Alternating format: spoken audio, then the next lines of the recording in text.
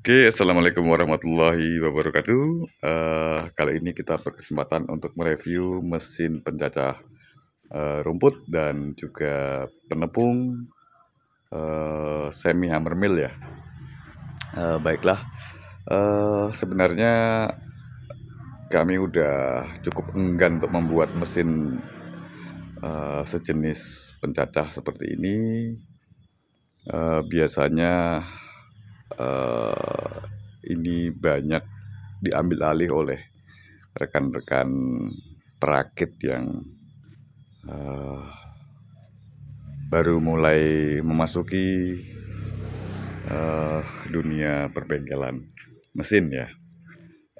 Bukan berarti yang khusus membuat ini adalah bengkel pemula atau belum pro, bukan seperti itu ya teman-teman.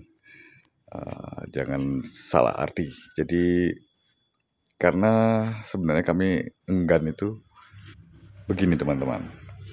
Untuk pencacah seperti ini itu sangat banyak rentang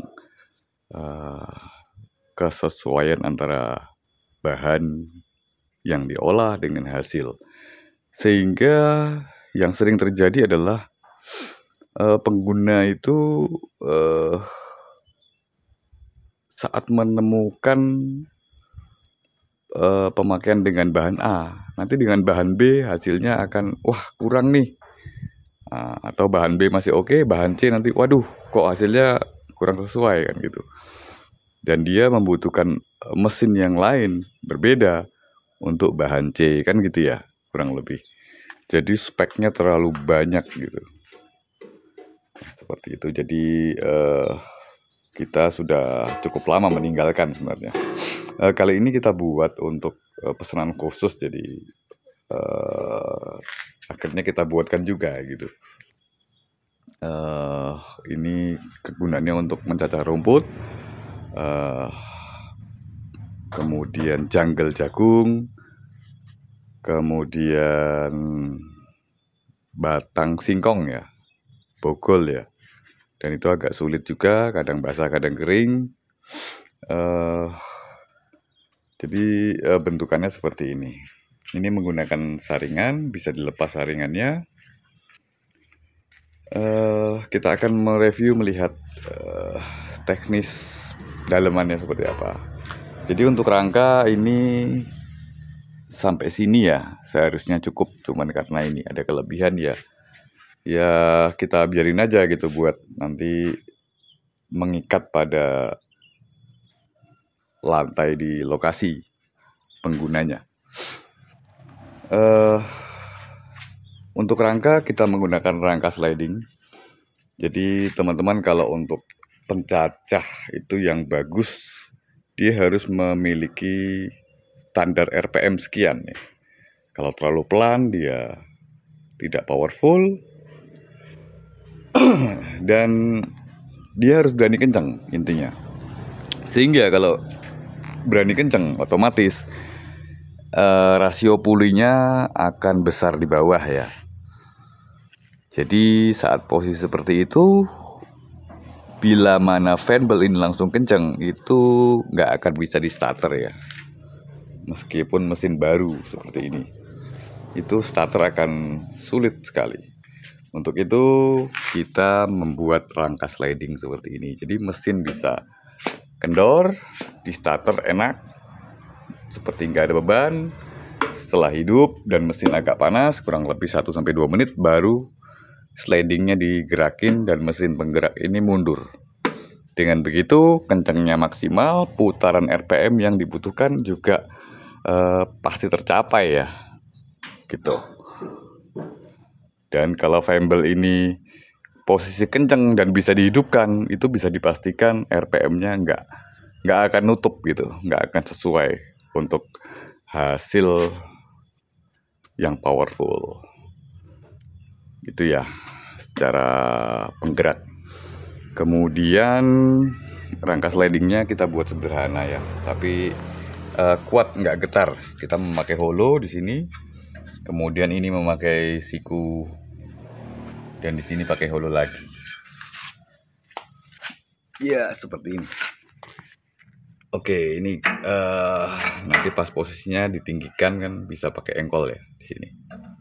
Sementara kita pakai impact untuk trialnya. Jadi ini kemarin udah kita trial, kita nyalain, dan hasilnya alhamdulillah sesuai harapan gitu. Kemudian kendala yang kedua yang sering, untuk kecepatan RPM tinggi itu kestabilan mesin. Jadi balancingnya itu harus bagus. Kalau enggak getar ya, mesin getar banget, getar lari. Ini getar semua dan rawan sekali kalau seperti itu, tidak nyaman dipakai ya. Nah, di sini kita menggunakan konstruksi seperti ini. Nah, ini penguncinya ya. Jadi kuncinya di sini harus dibubut ya.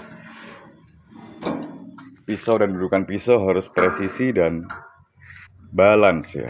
Tidak boleh goyang. Goyang begini itu akan timbul bencana ya. Akhirnya kita nggak berani kenceng. Nah, seperti ini. Ini kita bubut semua. Jadi balance. Seperti itu mungkin untuk teknis pisaunya. Kita hanya menggunakan dua pisau gerak ya, 2 set, masing-masing 3. Ini mau pakai 4 juga boleh. Kita menyesuaikan kebutuhan aja ya. Dengan 2 kita rasa lebih powerful gitu, lebih enteng mesinnya. Oke, kemudian kunci berikutnya adalah adanya tatakan di sini ya, telenan di sini, dan ini bahannya harus baja. Ini kita laskan di sini. Kemudian pisau ini kita menggunakan baja khusus ya, dengan kekerasan yang terukur. Ini menggunakan 45 HRC. Jadi ini sangat keras ya. Ini sambungannya kita las, ini besi tidak baja untuk dudukannya. Ini kita baut dengan baut baja. Nah, pisau di sini adalah kunci juga. Kalau pisaunya jelek, mesin cacah nggak akan maksimal ya. Jadi ini pisaunya ketebalan sekitar 4 mili ya. Kita pakai, diasah seperti ini. Ini belum tajam banget tapi udah kerjanya bagus ya. Ini belum kita sepuh lagi. Nah, pisau ini juga sebagai kunci. Jaraknya segini ya teman-teman ya. Lebih kecil juga boleh. Lebih lebar bukaannya dari ini itu kurang bagus. Nanti hasilnya terlalu kasar bila tanpa saringan ya. Oke, jadi ini presisi semua. Kuncinya di situ. Kemudian pemukulnya ini juga harus baja ya. Kalau enggak, kalau kita pakai strip biasa, ini baru sekali jalan udah peyang semua di sini ya. Jadi seperti itu. Ini bahan ini juga harus khusus. Jadi ada yang menggunakan bahan TCT di sini. TCT kita pernah pakai, itu nggak tahan ya. Hanya seminggu udah pecah-pecah itu. Nggak bagus. Tajamnya bagus, kerasnya terlalu keras ya, karakteristiknya seperti itu. Kemudian bahan HSS lumayan ya. Dia mudah ditajamkan tapi juga agak mudah tumpul ya HSS. Jadi ini kita menggunakan baja serut khusus dengan kekerasan 45 HRC, maksimal 50 ya, tidak boleh lebih. Lonjo. Jadi seperti itu, ini kuncinya. Kemudian ukuran lebar ini, ya, lebar ini kalau terlalu lebar juga kurang bagus, terlalu kecil Juga bahan sulit, antara yang masuk dengan yang keluar itu nggak imbang. Jadi ini merupakan kunci juga. Dan diameternya ini sendiri, kalau terlalu besar sangat sulit untuk mengatur balancingnya. Seperti itu ya. Kemudian shaft ini harus benar-benar terkunci, tidak boleh sampai ada pergeseran ke sana dan ke sini. Karena pisau akan berbenturan dengan ini ya. Sangat bahaya. Jadi harus kenceng. Ini bearing juga kondisi sehat dan terkontrol. Penguncinya harus benar-benar dibuat, dibor sampai masuk ke dalam.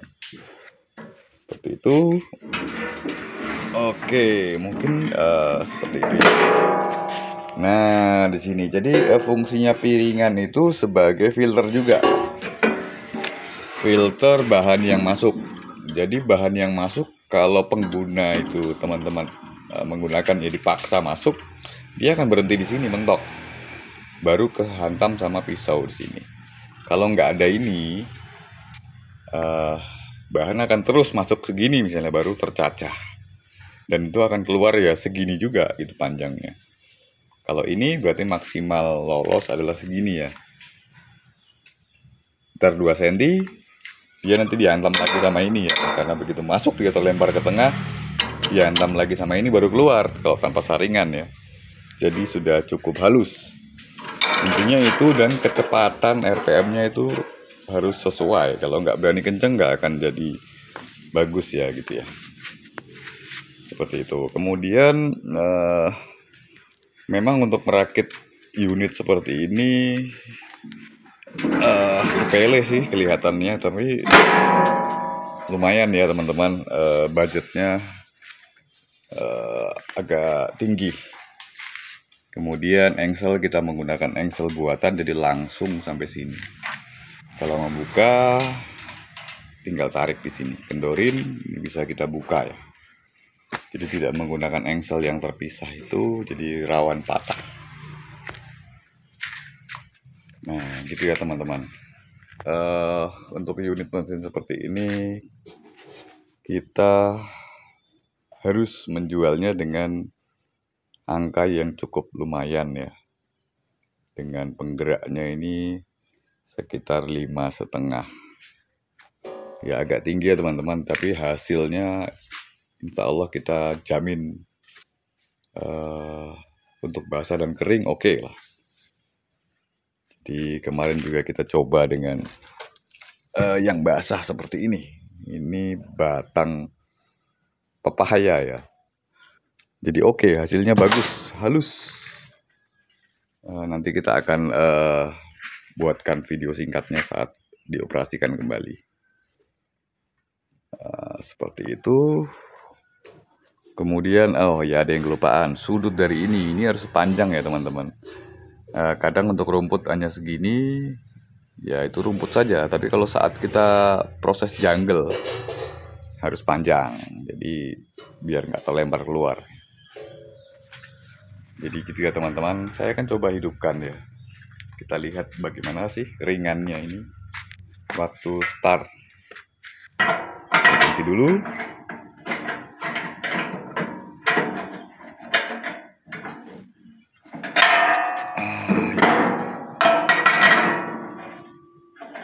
Sedang tidak ada helper ya, hari Jumat. Nah ini kendor seperti ini, kita hidupkan.